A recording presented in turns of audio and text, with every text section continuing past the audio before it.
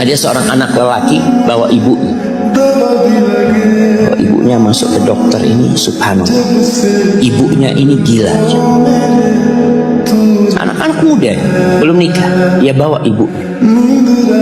Nanti ibunya tersenyum sendiri, ketawa sendiri. Masuk ke ruang dokter itu, mejanya dokter diputerin sama ibunya.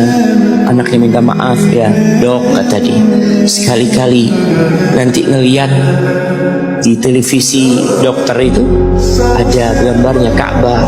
Ibunya ngomong, nak, kau bukan nak ngomong, kamu bohong, mat, kau bohong sama ibu. Katanya mau dibawa umroh ibu, kata dia. Nanti diludahin anaknya, digigit anaknya, nanti kerudungnya ibunya terbuka, dipasangin lagi.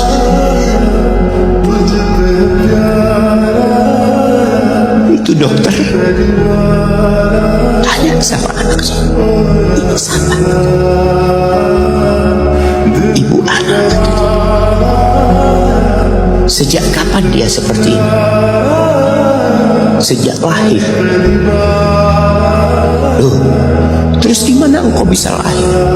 Iya, sama kakek anak, ibu anak dinikahkan, tapi 10 bulan cerai. Dia karena seperti ini, anak lahir deh lahir. Dan seperti ini kelakuan dia. Engkau berbakti sama dia, kata dia kan nggak kenal sama engkau. Iya, dia nggak tahu sama anak, tapi Allah tahu kalau dia ibu anak. Tahu kalau dia ibu anak harus berbakti.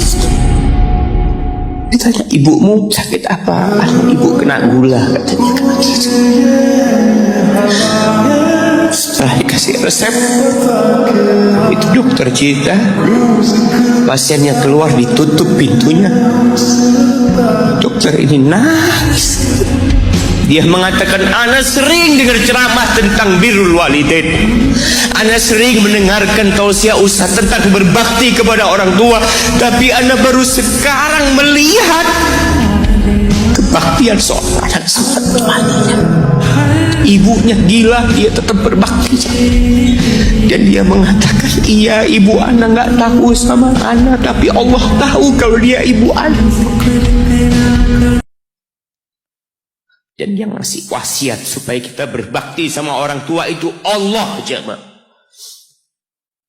Apapun yang dilakukan orang tua kita.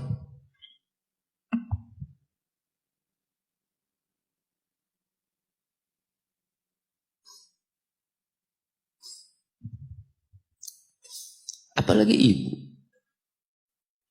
Allah katakan, hamalathu ummuhu kurha wa wada'athu kurha. Ibu kita, hamil kita itu dalam kondisi yang sulit.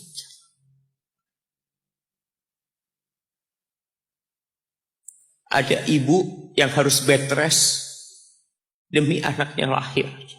Demi kita lahir, ibu kita itu bed rest.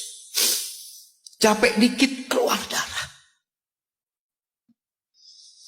Ada yang harus hamil kita dalam kondisi dia ditinggal sama suami. Dia harus cari nafkah sendiri. Ada yang harus muntah-muntah demi kita. Allah. Lalu kita berdiri buat ibu kita, capek. Diceritakan seorang, ya kita semua tahu ceritanya, tentang 3 orang yang masuk ke dalam gua.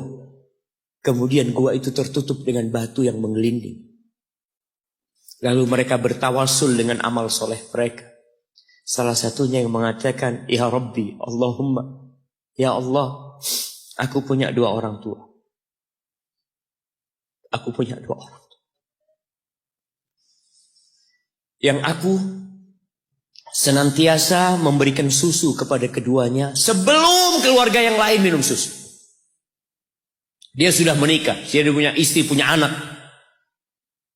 Pada suatu hari, ya Allah, aku kejauhan cari rumput. Sehingga aku balik dalam kondisi orang tua sudah tidur. Maka aku pereskan susu buat keduanya ya Allah. Allah tahu, tapi dia mau cerita sama Allah. Dia ingin tawasul dengan amal soleh dia. Lalu aku taruh di wadah. Aku datang ke bapak ibuku, mereka tidur. Maka aku berdiri di hadapan kedua. Jamaah, bukankah bisa dia taruh di sebelah meja ibunya susu itu? Dia ambilkan meja, taruh di sana, dia bisa tidur. Dia sudah berbakti sama orang tuanya dengan seperti itu. Tapi anak ini tidak. Aku berdiri, ya Allah, aku gak ingin membangunkan keduanya. Dan aku terus berdiri, aku pegang itu susunya. Sampai mau subuh bangun, aku serahkan kepada kedua. Anak-anaknya nangis minta susu. Kata dia, lah, sampai bapak ibu aku minum. Kalian jangan minum. Kita kadang-kala sudah menikah lebih peduli sama istri kita. Lebih peduli sama anak-anak kita. Nggak ada hadis yang mengatakan anak itu pintu surga, jemaah. Yang ada itu orang tua pintu surga. Kita peduli sama anak-anak kita. Beli oleh-oleh buat istrinya. Ditelepon istrinya mau apa, kepingin apa. Pernahkah engkau telepon ibumu? Tanya, Umi kepingin apa, Umi? Ana lagi dalam perjalanan, Umi. Jamaah, itu anak, Masya Allah, dia berdiri. Kenapa dia kuat, jamaah? Karena dia tahu Allah yang nyuruh dia berbakti.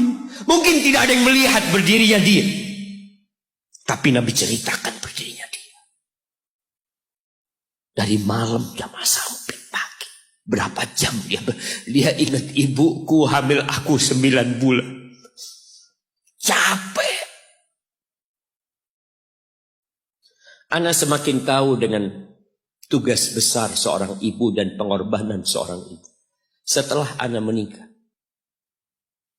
Setelah Ana tahu bagaimana istri Ana hamil. Ketika dia harus tidur gak enak. Makan muntah. Muntah aja Ana melihat istri Ana sampai lemas dia. Ana ingat begini ibu Ana hamil. Lalu kita lupa jemaah. Kita sok sukses. Mungkin engkau lebih sukses dari orang tua. Tapi kalau enggak ada bapak ibu, engkau enggak akan pernah lahir di muka bumi. Allah ceritakan ibunya hamil dia. Wa wada'athu kurha. Dan melahirkannya dalam kondisi sulit. Kadangkala perut ibu kita itu disobek. Demi kita keluar dari perut ibu kita. Antum meninggalkan luka di ibu. Itu dijahit. Kalau antum anak ketiga, Allahu Akbar. Berapa kali dibelah perut ibu kita coba. Tubuhnya jadi jelek gara-gara kita. Tapi dia nggak peduli, yang penting antum lahir dengan selamat. Kalau ibu kita dikasih pilihan,